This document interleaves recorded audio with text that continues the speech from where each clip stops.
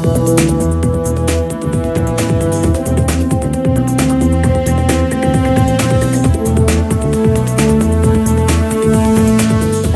আলাইকুম, শুভেচ্ছা সহ আমন্ত্রণ চ্যানেল আই সংবাদে আপনাদের সাথে আছে আমি নবনীতা। বিস্তারিত সংবাদের শুরুতেই ফ্রেশ সংবাদ শিরোনাম। সোহরাওয়ার্দী উদ্যানে শনিবার আওয়ামী লীগের বিজয় উৎসবের সমাবেশ, দুর্নীতি সন্ত্রাস নির্মূলের নির্দেশনা দেবেন প্রধানমন্ত্রী। কাউন্সিলের মাধ্যমে নতুন নেতৃত্ব এনে দলকে চাঙ্গা করতে চায় বিএনপি, প্রয়োজনে সরে যাবেন দলের সিনিয়র নেতারা। সংরক্ষিত নারী আসনে আওয়ামী লীগের মনোনয়নপত্র বিতরণ ও জমা শেষ আজ, ত্যাগী নেতা কর্মীদের মূল্যায়নের আশ্বাস। তৃণমূল থেকে সুপারিশ মিললেই উপজেলা নির্বাচনে মনোনয়ন, জোটগত নয়, দলীয়ভাবে অংশ নেবে আওয়ামী লীগ। এবং বিপিএল এর দেশি ক্রিকেটারদের আরো গুরুত্বপূর্ণ ভূমিকায় দেখতে চান কোচ রোডস, সিক্সার্সকে হারিয়েছে ডায়নামাইটস।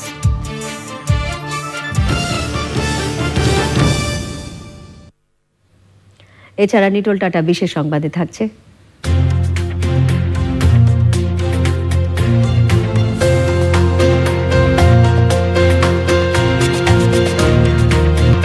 ভিয়েতনামে কফি মিউজিয়ামের খবর।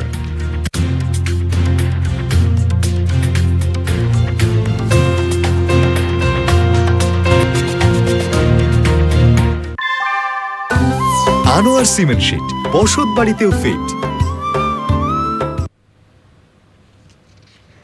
সংবাদ শিরোনামগুলো জানাচ্ছিলাম। এখনকার সংবাদ আয়োজন একই সঙ্গে চ্যানেল আই অনলাইনের লাইভ টিভি এবং চ্যানেল আই অনলাইনের ভেরিফাইড ফেসবুক পেজেও সরাসরি প্রচার হচ্ছে। যাচ্ছি পুরো সংবাদে।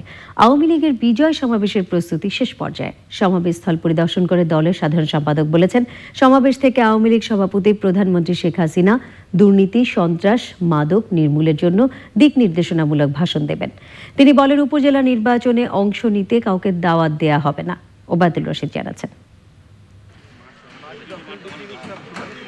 একাদশ জাতীয় সংসদ নির্বাচনে বিজয়ের পরপরই কোনো বিজয় উৎসব করেনি আওয়ামী লীগ। বিজয় উদযাপনে শনিবার রাজধানীর সোহরাওয়ার্দী উদ্যানের জনসভাস্থল তৈরি করতে কাজ চলছে অবিরাম, আর তা যেন সঠিকভাবে হয় তার তদারকি করছেন কেন্দ্রীয় নেতারা।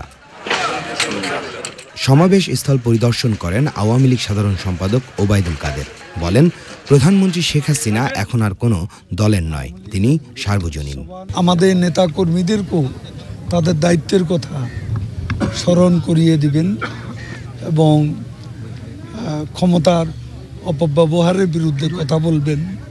দুর্নীতির বিরুদ্ধে তিনি অভিযান জোরদার করতে বলবেন।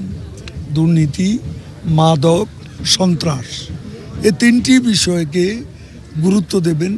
ওবায়দুল কাদের বলেন, আওয়ামী লীগের জাতীয় সম্মেলন সময়ের আগে হবে না, আর বিএনপির ঐক্যে যে ভাঙন হবে তা তারা আগে থেকে জানেন। চিঠি দিয়ে জানানো হবে, এটা কুশল বিনিময়, শুভেচ্ছা বিনিময়। এখন নেত্রী কাউকে দাওয়াত দিবেন, ওখানে তো কথাবার্তা হবে, এটাকে আনুষ্ঠানিক সংলাপ মনে করা ঠিক হবে না। আমরা তাদের অনুরোধও করব না, উপরোধও করব না, জোর করে টেনেও আনবো না এবং তাদেরকে দাওয়াতও করব না। এটা বিএনপির অধিকার, এই অধিকার তারা প্রয়োগ করবে কিনা এটা তাদের ব্যাপার। বিজয় সমাবেশকে কেন্দ্র করে শনিবার সকাল থেকে রাজধানীর শাহবাগ হয়ে মৎস্য ভবন পর্যন্ত সড়ক সর্বসাধারণের চলাচলের জন্য বন্ধ থাকবে এবং সোহরাওয়ার্দী উদ্যানের চারদিকের রাস্তায় যানবাহন চলাচল নিয়ন্ত্রণে রাখবে DMP. Obaidul Rashid, channel I, Dhaka. নির্বাচনে ভরাডুবির পর এবার চাঙ্গা করতে নতুন উদ্যোগ নিতে চায় বিএনপি। কাউন্সিল করে পুরনোদের বাদ দিয়ে নতুন নেতৃত্বের মাধ্যমে দলকে পুনর্গঠনের তাগিদ দিয়েছেন বিএনপি নেতারা। এমনকি দলের প্রয়োজনে সরে যেতে প্রস্তুত সিনিয়র নেতারা। পরাগ কাসিম জানাচ্ছেন, বিএনপির প্রতিষ্ঠাতা ও সাবেক রাষ্ট্রপতি জিয়াউর রহমানের ৮৩তম জন্মবার্ষিকী উপলক্ষে আলোচনা সভা। সুপ্রিম কোর্ট বার মিলনায়তনে ওই আলোচনায় অংশ নেন বিএনপির সিনিয়র নেতারা। জিয়াউর রহমানের অবদানের কথা স্মরণ করার পাশাপাশি দলকে চাঙ্গা করতে নিজেদের করণীয় নিয়েও কথা বলেন তারা। গণতন্ত্রকে আমাদের ফিরিয়ে আনতে হবে, হতাশার কোনো জায়গা নেই। তরুণদের এগিয়ে আসতে হবে, যুবকদের এগিয়ে আসতে হবে। পরাজিত না হওয়া, পরাজিত বোধ করলেই পরাজিত। যারা দলের জন্য নিবেদিত প্রাণ হিসেবে কাজ করেছে তাদেরকে সামনে দিয়ে এনে দলকে পুনর্গঠন করতে হবে। দরকার হলে আমরা যারা আমাদের বয়স হয়ে গেছে আমরা সরে যাব,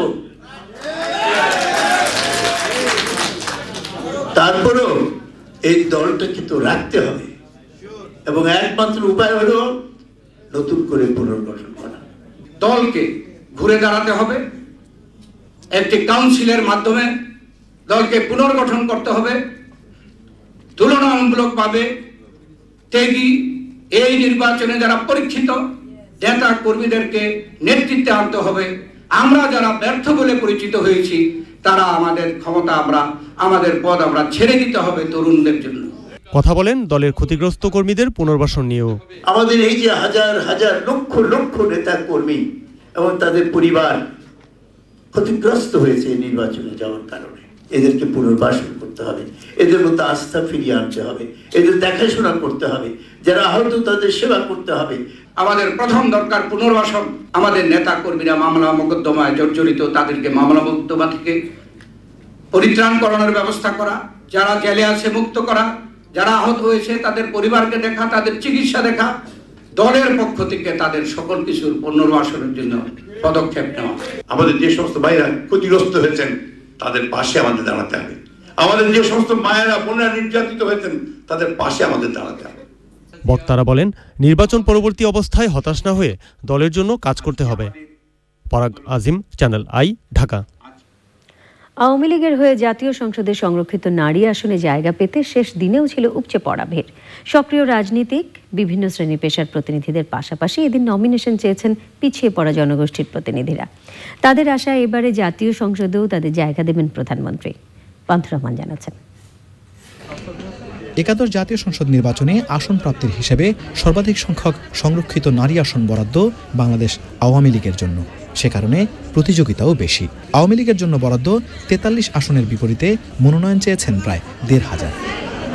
পূর্ব ঘোষণা অনুযায়ী শুক্রবার সন্ধ্যায় শেষ হয় সংরক্ষিত আসনে জায়গা পেতে আগ্রহীদের আওয়ামী লীগের মনোনয়ন ফর্ম কেনা এবং জমা দেওয়ার প্রক্রিয়া। ধানমন্ডিতে আওয়ামী লীগ সভাপতির রাজনৈতিক কার্যালয়ে তাই ছিল উৎসবমুখর পরিবেশ। সংরক্ষিত আসনে নাম লেখাতে কেন্দ্রীয় থেকে শুরু করে এসেছেন মাঠ পর্যায়ের রাজনীতিকরাও। আমি আমাকে যোগ্যতম পার্লামেন্টেরিয়ান মনে করি, যাকে মহান জাতীয় সংসদে গেলে মুক্তিযুদ্ধের পক্ষে, অসহায় মানুষদের পক্ষে, হত দরিদ্রের পক্ষে আমি সোচ্চার হয়ে জননেত্রী শেখ হাসিনার হাতকে শক্তিশালী করতে পারবো। বড় প্ল্যাটফর্মে যদি মাননীয় প্রধানমন্ত্রী সুযোগ দেন, মনোনীত করেন, আমি নারীদের জন্য বড় প্ল্যাটফর্মে কাজ করব, দেশের জন্যও কাজ করতে পারবো। আমি মুন্সিগঞ্জ জেলায় আমার নারীদের জন্য কাজ করতে চাই, শিক্ষার জন্য কাজ করতে চাই। এই নারীদের যে প্রতিনিধিত্ব, এটা কিন্তু আমাদেরকেই করতে হবে। আমাদেরকেই কিন্তু এই যে উন্নয়নের সুবিধাটা তৃণমূলে পৌঁছায় দিতে হবে, সবাইকে পৌঁছায় দিতে হবে আমাদের দ্বারাই। উন্নয়নের সাথে আমি অংশগ্রহণ করে নিজেকে জনগণের জন্য নিবেদিত প্রাণ হিসেবে কাজ করতে চাই। জননেত্রী শেখ হাসিনা যেভাবে নারীদেরকে এগিয়ে দিচ্ছে, আমাদের ওই জায়গাটায় যদি আমরা পৌঁছতে পারি তাহলে জনগণের সাথে থেকে কাজ করতে পারবো। সরাসরি রাজনীতিতে থাকা নেতাকর্মীদের পাশাপাশি রাজনীতি সচেতন নারীও চেয়েছেন আওয়ামী লীগের নমিনেশন। চিত্র জগতে শিল্পীদেরকে যে বাংলাদেশের নাগরিকরা যে ভালোবাসা দিয়েছে, তাদের ভালোবাসাকে নিয়ে কিছু কাজ করার উদ্দেশ্যেই আমার এই পদক্ষেপ। খুবই দুঃখজনক যে তরুণরা বিপদগামী। এখান থেকে যাতে তরুণদেরকে ফিরিয়ে আনা যায় এবং সুন্দরভাবে তৈরি করা যায় ভবিষ্যতের জন্য, আমি তরুণদের নিয়ে কাজ করতে চাই। আমাদের পুরান ঢাকা এখনও ওই নারীদের ঘরের ভিতরেই রাখে। তো আমার উদ্যোগ নারীদের বের করেছি, নারীদের পথ দেখাবো। জাতীয় সংসদে যাইতে পারলে আমি নারীদের উন্নয়ন করব। বিভিন্ন শ্রেণী পেশার মানুষের পাশাপাশি জাতীয় সংসদের আসন পেতে আওয়ামী লীগের কাছে আবেদন জানিয়েছেন পিছিয়ে পড়া জনগোষ্ঠীর প্রতিনিধিরাও। দলিতদের পক্ষ থেকে কেউ কখনো আমরা সংসদে যেতে পারিনি। আমাদের একটা সুযোগ এসেছে, জননেত্রী শেখ হাসিনা আমাদের সঙ্গে আছেন। আমরা এই কারণে দলিতদের এই যে 1.5 কোটি প্রায় মানুষ আছি আমার বাংলাদেশে, এবং এর প্রতিনিধিত্ব করবার জন্য 21টা সংগঠন আমাকে সমর্থন করেছেন। পিছিয়ে পড়া এই কমিউনিটিটা যেন সামনের দিকে একটু অগ্রসর হতে পারে এবং সোনার বাংলায় তারাও যেন তাদের ভূমিকা রাখতে পারে, এই জন্য আমি এই নমিনেশনটা কিনে জমা দিয়েছি। অবহেলিত জনগোষ্ঠীর প্রত্যাশা প্রধানমন্ত্রী শেখ হাসিনার কল্যাণে এবারে তাদেরও জায়গা হবে জাতীয় সংসদে। পান্থুর রহমান, চ্যানেল আই, ঢাকা। সংরক্ষিত নারী আসনে মনোনয়নের নির্বাচনী প্রক্রিয়ায় আওয়ামী লীগ ও জাতীয় পার্টি অংশ নিচ্ছে। তবে জাতীয় নির্বাচনকে প্রত্যাখ্যান করে সংরক্ষিত নারী আসনের নির্বাচনে অংশ নিচ্ছে না বিএনপি। আফরোজা হাসি জানাচ্ছেন। একাদশ জাতীয় সংসদে 50টি সংরক্ষিত নারী আসনের মধ্যে আনুপাতিক প্রতিনিধিত্ব পদ্ধতিতে এবার আওয়ামী লীগ 43টি, জাতীয় পার্টি 4টি, বিএনপি 1টি, ওয়ার্কার্স পার্টি 1টি ও স্বতন্ত্র প্রার্থীরা জোটবদ্ধভাবে 1টি করে আসন পাবে। এরই মধ্যে এই সংরক্ষিত নারী আসনে মনোনয়ন ফর্ম বিক্রি শুরু করেছে ক্ষমতাসীন আওয়ামী লীগ ও বিরোধী দল জাতীয় পার্টি। যোগ্য প্রার্থীকেই মনোনয়ন দেয়া হবে বলছে জাতীয় পার্টি। 4 জনের মতো সংসদ সদস্য আমরা সংরক্ষিত আসনে মহিলা সংরক্ষিত আসনে পাওয়ার কথা। একটি কমিটি গঠিত হবে এবং সেই কমিটিতে আমরা বসে একটা নীতিমালা ঠিক করব কার বেসিসে এই সিলেকশনটা করা হবে, অথবা চেয়ারম্যান সাহেব হয়তো কিছু গাইডলাইন দিয়ে দিতে পারেন।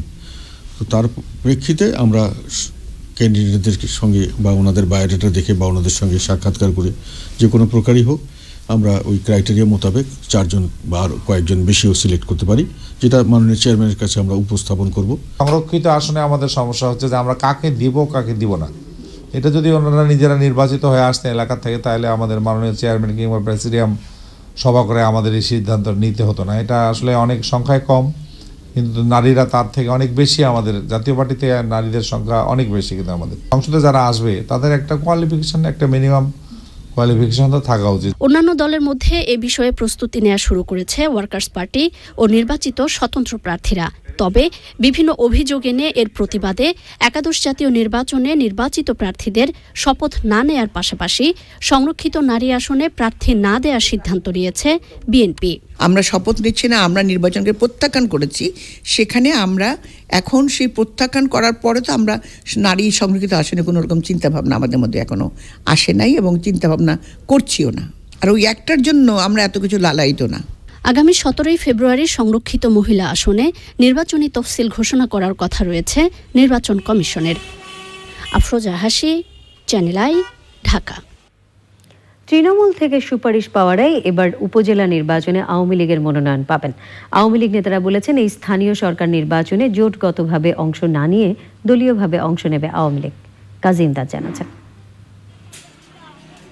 জাতীয় সংসদ নির্বাচনের রেশ কাটতে না কাটতেই উপজেলা নির্বাচনের প্রস্তুতি শুরু হয়েছে। এবারই প্রথমবারের মতো আনুষ্ঠানিকভাবে দলীয় প্রতীকে উপজেলা নির্বাচন হবে। নির্বাচন কমিশনের তথ্য অনুযায়ী ফেব্রুয়ারির প্রথম সপ্তাহে উপজেলা নির্বাচনের তফসিল ঘোষণা করা হবে এবং মার্চে শুরু হবে 5 ধাপে ভোট গ্রহণ। জাতীয় নির্বাচনে হেরে যাওয়া বিএনপি নেতাকর্মীদের মধ্যে নির্বাচন নিয়ে আগ্রহে ভাটা পড়লেও উপজেলা নির্বাচন নিয়ে ক্ষমতাসীন দলের সম্ভাব্য প্রার্থীদের মধ্যে বাড়তি আগ্রহ রয়েছে। যেখানে জাতীয় নির্বাচনে আমরা এরকম বিপুল পরিমাণ একটা জয়যুক্ত করে সরকার গঠন করেছি, এতে বোঝা যায় যে উপজেলা নির্বাচনে আমাদের বিজয়টা কিরকম হতে পারে। সংসদ নির্বাচনে মনোনয়ন বঞ্চিতরা উপজেলায় প্রার্থী হতে চাইছেন। পুরনো প্রার্থীদের সঙ্গে থাকছে নতুন অনেক মুখও। প্রার্থী বাছাইয়ের বেশ কিছু মাপকাঠি যোগ করেছে আওয়ামী লীগ।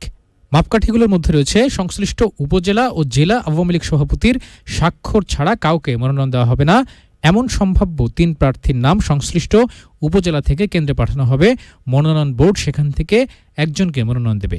মনোনয়ন পেতে কমপক্ষে 12 বছর আওয়ামী লীগ বা এর অঙ্গ সংগঠনের সাথে সরাসরি যুক্ত থাকতে হবে। দলের জন্য যারা ত্যাগী, পরিশ্রমী, নেতৃত্বের প্রতি আনুগত্য, দলের প্রতি আনুগত্য এবং বিভিন্ন আন্দোলন সংগ্রামে যাদের ত্যাগ তিতিক্ষা আছে এবং জনগণের কাছে গ্রহণযোগ্য এমন ব্যক্তিরাই মনোনয়ন পাবে।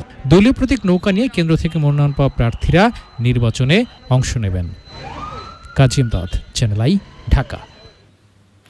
তথ্যমন্ত্রী হাসান মাহমুদ বলেছেন, নির্বাচনে ভরাডুবির কারণে এখন মুখ রক্ষা করতে জাতীয় সংলাপের কথা বলছে বিএনপি। বঙ্গবন্ধু অ্যাভিনিউয়ে ঢাকা মহানগর দক্ষিণ আওয়ামী লীগের বর্ধিত সভায় তিনি বলেন, বিএনপির ঐক্যে এখন ভাঙনের সুর। তাদের নেতা বিদেশ চলে যাচ্ছেন বলে মন্তব্য করে মন্ত্রী বলেন, ঐক্য ফ্রন্টের বৈঠকে বিএনপির অংশ না নেয়ায় ভাঙনের বিষয়টি স্পষ্ট করে তোলে। জাতীয় সংলাপের নামে এটি একটি রাজনৈতিক ড্রামা ছাড়া অন্য কোনো কিছু নয়। মূল বিষয় হচ্ছে এই ধস নামানো পরাজয়ের পর মুখ রক্ষা করার জন্য আর রাজনৈতিক আলোচনায় টিকে থাকার জন্য এই জাতীয় সংলাপ, অন্য কোনো কিছু না। আবার ওনাদের শীর্ষ নেতা নাকি বিদেশ চলে যাচ্ছেন। কালকে মিটিং করলো, সেখানে বিএনপির কেউ যায় নাই। সংলাপ শুরু করার সিদ্ধান্তের মধ্যে সবাই নাই। সাবেক সংসদ সদস্য ও মহিলা আওয়ামী লীগের সাবেক সভাপতি বীর মুক্তিযোদ্ধা আশরাফুন্নেসা মোশাররফ মৃত্যুবরণ করেছেন। ইন্না লিল্লাহি ওয়া ইন্না ইলাইহি রাজিউন। তিনি শুক্রবার সকাল 8:15 রাজধানীর স্কয়ার হাসপাতালে চিকিৎসাধীন অবস্থায় ইন্তেকাল করেন। তাঁর মৃত্যুতে গভীর শোক প্রকাশ করেছেন আওয়ামী লীগ সভাপতি ও প্রধানমন্ত্রী শেখ হাসিনা। আশরাফুন্নেসা মোশাররফ মিরপুর, মোহাম্মদপুর, তেজগাঁও ও ধানমন্ডি উত্তর এলাকার সংসদ সদস্য ছিলেন। তিনি MCA স্বাধীনতা পদক প্রাপ্ত মুক্তিযোদ্ধা ও মুক্তিযোদ্ধা সংগঠক মরহুম ডাক্তার মোশাররফ হোসেনের স্ত্রী। তিনি 3 ছেলে এবং 4 মেয়ে রেখে গেছেন।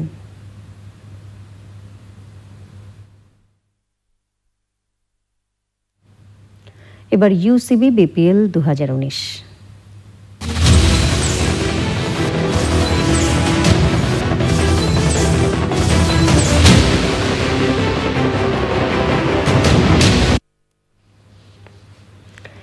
UCB BPL এ দিনের দ্বিতীয় খেলায় ইমরুল কায়েসের কুমিল্লা ভিক্টোরিয়ান্সের বিপক্ষে টসে হেরে ব্যাট করছে মাহমুদুল্লাহ রিয়াদের খুলনা টাইটান্স। শুরুতেই সাইফুদ্দিনের বলে ফিরে গেছেন ওপেনার জহুরুল ইসলাম। শেষ খবরে খুলনা টাইটান্সের সংগ্রহ 1 উইকেটে 30 রান। UCB BPL সিজন 6 এ আবারও জয়ে ফিরল সাকিব আল হাসানের ঢাকা ডায়নামাইটস। 18 বল বাকি রেখে সিলেটকে 6 উইকেটে হারিয়ে পয়েন্ট টেবিলের শীর্ষেই থাকল ঢাকা। সিলেট ইন্টারন্যাশনাল ক্রিকেট স্টেডিয়ামে টসে জিতে ব্যাটিংয়ে নামে সিলেট। লিটন সাব্বিরের 38 রানের উদ্বোধনী জুটি ভাঙলে ম্যাচ একাই টেনে নিয়ে যান সিক্সার্স অধিনায়ক ডেভিড ওয়ার্নার। 8 বাউন্ডারি এবং 1 ছক্কায় 63 রানের ইনিংস খেলেন তিনি। শেষ পর্যন্ত 8 উইকেট হারিয়ে সিলেটের সংগ্রহ দাঁড়ায় 158 রান। জবাবে ব্যাটিংয়ে নেমে শুরুতে চাপে পড়ল সাকিব এবং আন্দ্রে রাসেলের লম্বা পার্টনারশিপে জয়ের পথ সহজ হয় ঢাকার। এবারের আসরে প্রথম 50 দেখা পান ডায়নামাইটস অধিনায়ক। 10 বাউন্ডারি ওভার বাউন্ডারি মিলিয়ে 61 রানে অপরাজিত ছিলেন সাকিব। রাসেল 40 রানে অপরাজিত থাকেন। ঢাকা জিতে নেয় তাদের পঞ্চম ম্যাচ। বাংলাদেশে খেলতে নিজের ভালো লাগার কথা জানিয়েছেন Protea batting sensation AB de Villiers. শুক্রবার দলের সাথে অনুশীলনের সময় সংবাদ মাধ্যমের সাথে কথা বলেন এবি। তিনি জানান শিগগিরই রংপুর লড়াইয়ে ফিরবে। দলের প্রয়োজনীয় মুহূর্তে স্থানীয়দের অবদান বাড়ানোর পরামর্শ দিয়েছেন tiger coach Steve roads. Sylhet থেকে জয়দেবের ক্যামেরায় সাদি মাহমুদ জানাচ্ছেন। রংপুর রাইডার্সে রয়েছেন ক্রিস গেইল, অ্যালেক্স সেলস এবং রাইলি রুশোর মতো বিশ্বনন্দিত তারকা ব্যাটসম্যান। বোলিং ডিপার্টমেন্টও সমৃদ্ধ। তারপরও 6 ম্যাচে 4 হার আর 2 জয়ে পয়েন্ট টেবিলের বেশ খানিকটা নিচের দিকে। এমন বেহাল অবস্থায় দলের সাথে যোগ দিয়েছেন প্রোটিয়া ব্যাটসম্যান এবি ডিভিলিয়ার্স। শুক্রবার দলের সাথে অনুশীলনও করেছেন। বাংলাদেশে আসতে পেরে আনন্দিত আমি। সত্যি ভালো একটি টুর্নামেন্ট হচ্ছে। রংপুর রাইডার্সও ভালো দল। বিশ্ব ক্রিকেটের বড় বড় তারকা আছে এই দলে। সব দিক দিয়ে ব্যালেন্স। দলের কিছুটা খারাপ সময় যাচ্ছে। আশা করি খুব তাড়াতাড়ি ফিরে আসবো আমরা এবং পরের রাউন্ডে কোয়ালিফাই করব। বিপিএল নিয়ে গণমাধ্যমের সাথে কথা বলেছেন টাইগার কোচ স্টিভ রডস। এবারের বিপিএল এর গুরুত্ব, দল, ব্যক্তিগত পারফরমেন্স কিংবা উইকেট সবকিছুই উঠে এসেছে রডসের কথায়। ভালো একটি টুর্নামেন্ট হচ্ছে। প্রতিটি দলই ভালো খেলছে। লোকাল প্লেয়াররাও ভালো করছে। ব্যাটিং, বোলিং, ফিল্ডিং প্রত্যেক ডিপার্টমেন্টেই তারা অবদান রাখছেন। এটি ক্রিকেটের জন্য ভালো। বোলিংয়ে তাসকিন, শফিউল আর ব্যাটিংয়ে মুশফিকের অ্যাটাকিং ক্রিকেট ভালো লেগেছে। কোচ বললেন, আন্তর্জাতিক পর্যায়ে টি-20তে ভালো করতে বাংলাদেশের জন্য এটি ভালো প্ল্যাটফর্ম। তাই দলের প্রয়োজনীয় মুহূর্তে স্থানীয়দের অবদান রাখতে হবে। এত বড় টুর্নামেন্টে পারফর্ম করা আমাদের লোকাল খেলোয়াড়দের জন্য খুব সহজ বিষয় নয়, কারণ সারা বছর তারা এই ধরনের টুর্নামেন্টের সাথে পরিচিত নয়। দলের প্রয়োজনীয় মুহূর্তে লোকাল প্লেয়ারদের আরো ভালো করতে হবে। যেমন সুপার ওভারের মতো চাপের মুহূর্তে লোকালদের অংশগ্রহণ করতে হবে। আশা করি ঢাকা পর্বে বিপিএল আরো জমে উঠবে। বিপিএল শেষে ক্রিকেটারদের ফিরতে হবে আন্তর্জাতিক সূচিতে। ইংল্যান্ড বিশ্বকাপের প্রস্তুতি হিসেবে নিউজিল্যান্ড এবং আয়ারল্যান্ড সফরকেই গুরুত্বপূর্ণ মনে করছেন টাইগার কোচ। সাদি মাহমুদ, চ্যানেল আই, সিলেট। নতুন বছরেও সিনেমা প্রেমীদের জন্য চমক নিয়ে আসছেন 2 বাংলার জনপ্রিয় অভিনেত্রী জয়া আহসান। বাংলাদেশ ও পশ্চিমবঙ্গে মুক্তি পাবে তার একাধিক সিনেমা। এবছর কাজের পরিমাণ কিছুটা কমিয়ে দিলেও নিজের প্রযোজনা প্রতিষ্ঠান থেকে আরেকটি সিনেমা নির্মাণের কথা জানিয়েছেন জয়া। জাকিয়া আক্তার জানাচ্ছেন।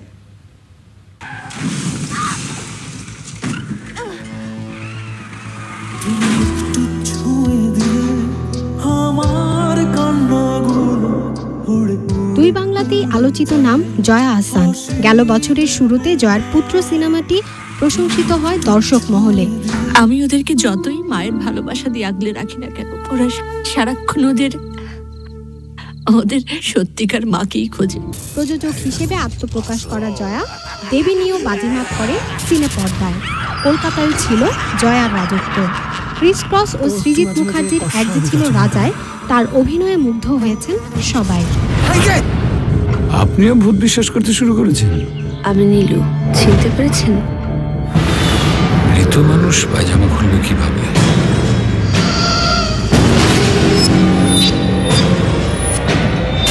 নতুন বছরের শুরুতে কলকাতায় মুক্তি পেয়েছে কৌশিক গাঙ্গুলি পরিচালিত বিজয়া। এটি ব্যবসা সফল বিসর্জনের সিকুয়াল। আরে তুমি ইন্ডিয়ায় লয়ে যাও। বন্ধু তোর লাইগারে বাবাই কইতো এই জন্মের ঋণ নাকি মানুষে এই জন্মে শোধ করে যায়, পরের জন্মের জন্য কিচ্ছু তোলা থাকে না। আলোচিত ও জনপ্রিয় এই তারকা কথা বললেন নতুন পরিকল্পনা নিয়ে। এই ফেব্রুয়ারির 1-2 তারিখ থেকেই আরেকটি ছবি শুরু হয়ে যাচ্ছে, মোটামুটি এগুলোই। আর সামনে আরও কিছু আছে পাইপলাইনে। আমি তো আমার প্রযোজনা প্রতিষ্ঠান থেকে সেকেন্ড একটি ভেঞ্চার, যেটি খুব তাড়াতাড়ি হয়তো শুটিং শুরু হবে, সেগুলো স্ক্রিপ্ট লেভেলের কাজ চলছে। এখনও অনেকগুলো ছবি আমার আছে, এখনও আছে যেগুলো সামনে আসবে বলে আমি জানি। এরকম কিছু পেয়ারা সুবাস আছে, বিউটি সার্কাস নামে একটি ছবি। জয়া বলেন, 2 বাংলাতেই কাহিনী নির্ভর বাণিজ্যিক সিনেমা ছাড়া দর্শককে হলে আনা বেশ কঠিন। এই বছর আরও কাজ কমিয়ে দেওয়ার চেষ্টা করবো। আমার জন্য খুব হেক্টিক হয়ে যায় আসলে বাংলাদেশ। It's stressful. এটা আসলে আমার মানে কোয়ালিটির দিক থেকে যেন নষ্ট না হয়, আর আমি অনেক কাজ একসাথে করতে পারি না। নিজের প্রযোজনায় এবছর আরও একটি সিনেমার স্বপ্ন দেখছেন তিনি। তবে বছরে 1টি বা 2টির বেশি কাজ করা ঠিক নয় বলেও মনে করছেন জয়া আহসান।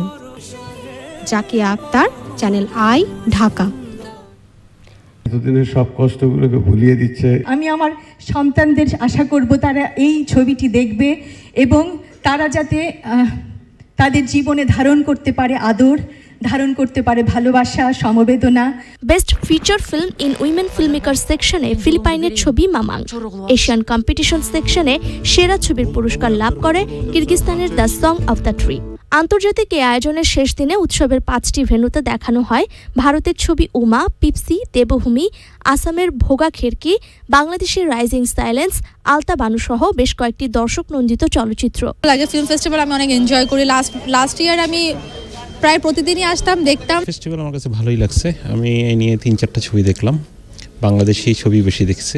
করবে এবং আলতা বানু দুইজনের ঘটনা আনবে, সেটা নিশ্চয়ই একটু ভিন্ন রকম হবে।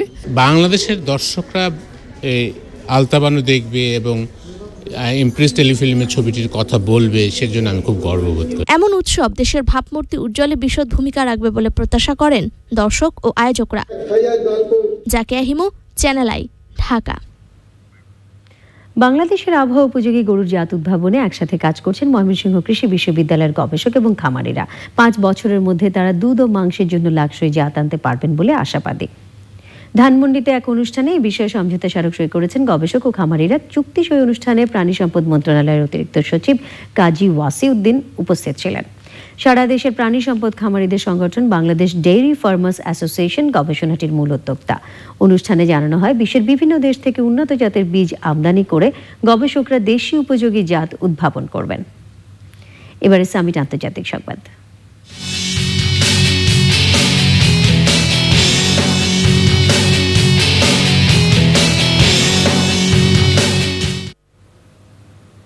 মার্কিন হাউস স্পিকার ন্যান্সি পেলোসির বিদেশ সফর স্থগিত করেছেন প্রেসিডেন্ট ডোনাল্ড ট্রাম্প। ন্যান্সি পেলোসির ব্রাসেলস এবং আফগানিস্তান সফর করার কথা ছিল। এর আগে বুধবার ট্রাম্পের স্টেট অব দ্য ইউনিয়ন ভাষণ স্থগিত করেছিলেন ন্যান্সি পেলোসি। তিনি ট্রাম্পকে বুঝিয়েছিলেন তারা তাকে যৌথ অধিবেশনে ভাষণ দিতে আমন্ত্রণ জানাবেন না। মেক্সিকো সীমান্তে দেয়াল তৈরির জন্য $5.7 মিলিয়ন বরাদ্দ নিয়ে দুপক্ষের মতবিরোধ সৃষ্টি হয়। পেলোসি বলেছেন তারা $1.3 বিলিয়নের বেশি অর্থ কিছুতেই অনুমোদন করবেন না।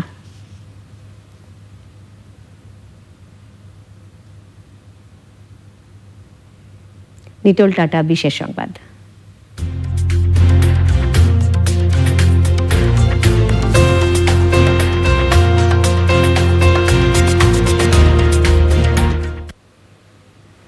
ভোক্তাদের কফি সম্পর্কে বিস্তারিত ধারণা দেওয়ার পাশাপাশি ভিয়েতনামের কফির সুনাম বিশ্ববাজারে তুলে ধরতে স্থানীয় ব্যান মিথওয়েট শহরে চালু হয়েছে কফি মিউজিয়াম।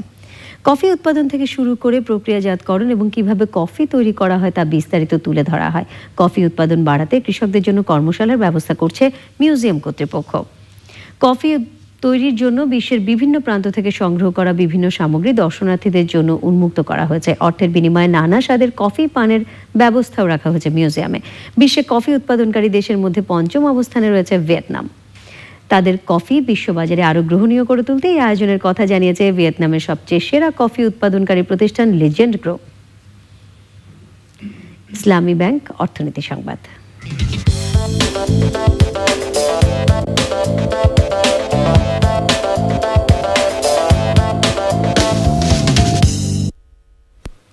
যুক্তরাষ্ট্রের টেক্সাস উপকূল থেকে অপরিশোধিত তেলবাহী 3টি কার্গো জাহাজ চীনের উদ্দেশ্যে যাত্রা শুরু করেছে।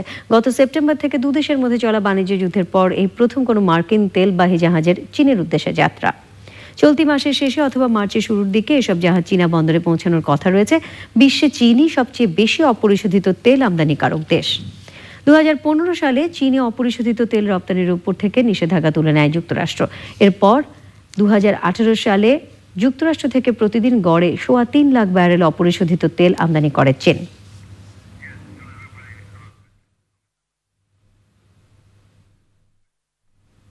আনোয়ার সিমেন্ট শিট, কৃষি সংবাদ।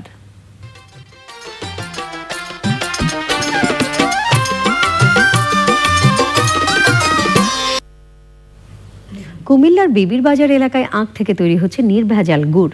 সুস্বাদু এই গুড় বাজারে নেয়ার আগেই বিক্রি হয়ে যাচ্ছে উৎপাদন স্থলে। সকাল থেকে সন্ধ্যা পর্যন্ত এক নাগাড়ে কাজ করছেন গুড় তৈরির কারিগরেরা। আবুল কাশেম হৃদয় জানাচ্ছেন। কুমিল্লা শহরতলির ভারত সীমান্তের কাছে বিবির বাজার সংলগ্ন জমিতে আখ চাষের মাধ্যমে তৈরি হচ্ছে নির্ভেজাল গুড়। প্রায় 30 বছর ধরে বাপদাদার এই ঐতিহ্য ধরে রেখেছেন ওই এলাকার গুড় কারিগররা। জমি থেকে আখ কেটে মেশিনের সাহায্যে তৈরি করা হয় গুড়। এটা এখানে গুড় তৈরি হয় মনে করেন একদম অরিজিনাল। এখানে কোনো চিনি মিক্স নাই, কোনো ময়দা মিক্স নাই, এখানে কোনো মেডিসিন দ্বারাই কোনো জিনিস তৈরি হয় না। বিগত 10 বছর ধরে মিঠাইটা বানাই। এখানে মিঠাই অরিজিনাল মিঠাই পাওয়া যায়। এখানে আমরা খুব আনন্দের সহকারে কাজ করছি। ভরা মৌসুমে নির্ভেজাল গুড়ের বাড়তি চাহিদা থাকায় প্রচণ্ড ব্যস্ত সময় পার করছেন কারিগরেরা। দূর দূরান্ত থেকে আসা অনেকেই চাহিদা মতো গুড় কিনে নিয়ে যাচ্ছেন। মিঠাইয়ের প্রচুর পরিমাণ চাহিদা, যে কারণে আমাদের সারাদিন কষ্ট করা লাগে। এখানে প্রচুর পরিমাণ মিঠাই বিক্রি হয়। সারাদিন এখানে কুশিল কাটি, এখানে মিঠাই খুব চাহিদা হয়, ওই জন্য সারাদিন কুশিল কেটে এখানে আনতে হয়। এখান দিয়ে ওরা রস করে ওখানে মিঠাই বানায়। চতুর্দিকের মানুষ আসতেছে, আইসা এই যে গুড়টা সবাই আনন্দ করে নিতেছে, অরিজিনাল গুড়টা আমরা পাইতেছি না। আমি এই পর্যন্ত এই যে মনে করেন 40 মণ গুড় চালাইছি, আরো জায়গা রয়ে গেছে আপনার প্রায় 8 ঘন্টা জায়গা রয়ে গেছে চিপরে ভাই। এই অঞ্চলে প্রতি কেজি গুড় বিক্রি হচ্ছে 100 টাকা পাইকারি দরে। আবুল কাশেম হৃদয়, চ্যানেল আই, কুমিল্লা। এখন দেখবেন প্রকৃতি সংবাদ।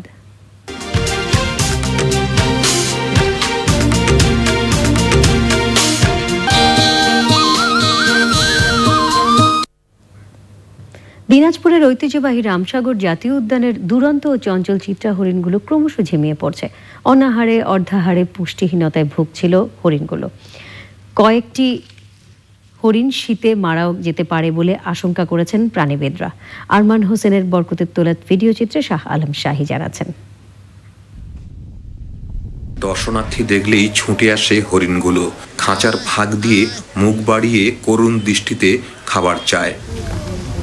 1991 সালে মাত্র 6টি হরিণ নিয়ে দিনাজপুরের রামসাগর জাতীয় উদ্যানের মিনি চিড়িয়াখানার যাত্রা শুরু হয়। বর্তমানে এখানে 48টি চিত্রা হরিণ রয়েছে। এর মধ্যে 12টি মা হরিণের গর্ভে বাচ্চা। আকর্ষণীয় হরিণগুলোর খাঁচার সামনেই ভিড় বেশি থাকে দর্শনার্থীর, অথচ হরিণগুলোর মধ্যে নেই স্বাভাবিক প্রাণচাঞ্চল্য। রামসাগরটা অনেক সুন্দর, কিন্তু এখানকার হরিণগুলো যত্ন নেওয়া হচ্ছে না তেমন। মনে হয় এগুলো যত্ন নিলে আরো বেশি বেটার হবে। হ্যাঁ, ঢাকা থেকে আসছি হরিণগুলো দেখার জন্য। আসলে বনে গিয়ে তো দেখা হয় না, তো এখানে এসে দেখার সুযোগ হচ্ছে, ভালো লাগছে। দিনাজপুরের মতো একটা জায়গা, এত সুন্দর একটা পরিবেশ একটা তৈরি করা হয়েছে। এই হরিণগুলি আরো সংরক্ষণ এবং তত্ত্বাবধান বাড়িয়ে দেওয়া উচিত। হরিণগুলো অর্ধাহারে অনাহারে পুষ্টিহীনতায় ভুগছে, ক্রমশ ঝিমিয়ে পড়ছে। এ নিয়ে উদ্বিগ্ন এই প্রাণীবিদ। খাদ্যের ব্যাপারে খুব একটা অবহেলা করা হয়। এই প্রাণীগুলি সুস্থ নাই, ঠিক মতো নাই, তাদের দেখাশোনার যে দায়িত্বে যারা নিয়োজিত আছে তাদের অবহেলার কারণেই সম্ভবত, কারণ ওদের জন্য বরাদ্দ হয়তো ঠিকই আছে, কিন্তু সেই বরাদ্দটুকু আমাদের এই হরিণরা পায়, সেই দিকে যথেষ্ট নজর দেওয়া উচিত। রামসাগর কর্তৃপক্ষ বলছে বরাদ্দ কম থাকায় শুধু হরিণই নয়, নীলগাই, অজগর, বানর সহ চিড়িয়াখানার সব প্রাণীগুলোরই অবস্থা করুন। এইগুলো দেখার জন্য প্রতিদিন শত শত মানুষ ভিড় জমায় এবং অত্যন্ত সুন্দর একটি প্রাণী এই চিত্র হরিণ আমাদের পর্যটক এবং দর্শনার্থীদের হৃদয় কেড়ে নেয়। রামসাগর দিঘিতে শাপলা চাষ বন্ধ থাকায় চিত্রা হরিণের খাবার সংকট আরো বেড়েছে। বনের প্রাণীকুল রক্ষায় জাতীয় উদ্যান রামসাগর দিঘিতে এই হরিণগুলো রক্ষণাবেক্ষণ এবং এই হরিণের বংশ বিস্তারে সংশ্লিষ্ট কর্তৃপক্ষের আরো দৃষ্টি দেওয়া প্রয়োজন, এমনটাই মনে করছেন প্রাণীবিদরা। দিনাজপুরের রামসাগর দিঘি জাতীয় উদ্যান থেকে Shah Alam Shahi, channel I. Popular life insurance বাণিজ্য সংবাদ।